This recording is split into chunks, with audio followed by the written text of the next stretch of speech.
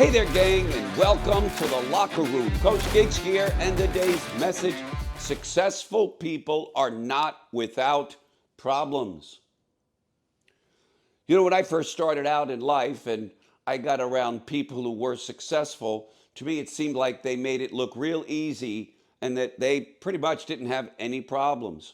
And then as I got to know these people, I began to see that they too have the same problems that the rest of us have. I remember sitting in Mr. Rappaport's office for the first time. I was in awe of him and the office that he was in, the founder of our company. And just being around him was like, existential, as he would say. And I remember him telling me this. He said, "Sonny, let me tell you something. Don't think for 1 minute that I don't have problems." And he began to share with me some of the turmoil that was going on inside the company. And it was pretty shocking. I had no idea. And that was because, let's just face it, I was ignorant. I was young. I had no clue that even though he was the founder, CEO, chairman of this incredible company, that he had problems. In fact, I would learn later in life that he had more problems than people who are not successful. So what is it about successful people then that make them successful? It's not that they're without problems. It's that they've learned how to cope with, deal with, manage, and deal with those problems. They don't avoid them. They face them head on. Successful people have simply learned how to deal with their problems.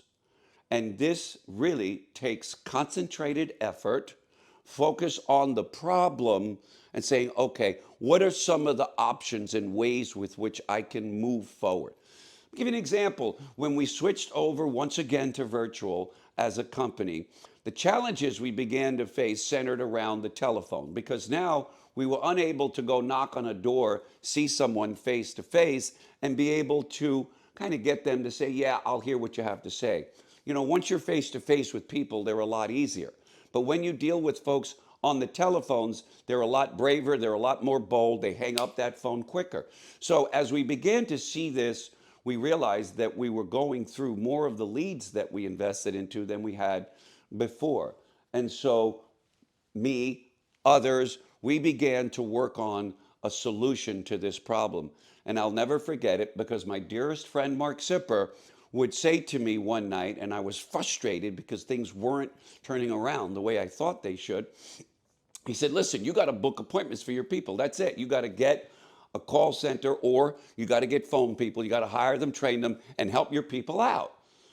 And this irritated me because it meant that I needed to take on the problem of all of my people. And the reality is, if you're a leader, that's your responsibility, to help your people. And so I immediately began to make phone calls to people who understood phone systems, CRMs, call centers, etc. And that led me down multiple paths of ideas. I began to flesh them out, i.e. AI, live transfers, was formed, was created, and it is now a major game changer within my company.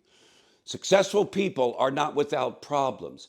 Successful people have learned how to solve their problems. And they solve them by thinking and writing and coming up with ideas, and then collaborating and reaching out to people who are experts in areas that they are not. And then that collaborative effort, that nonstop focus, that fail forward mindset. Every day we're going to fail, but we're going to learn, and we're going to fail forward.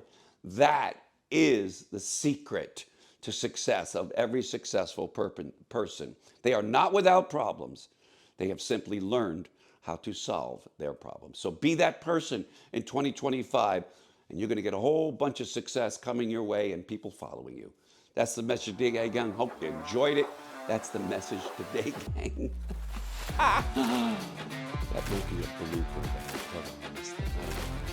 Have a great day, gang. See you later.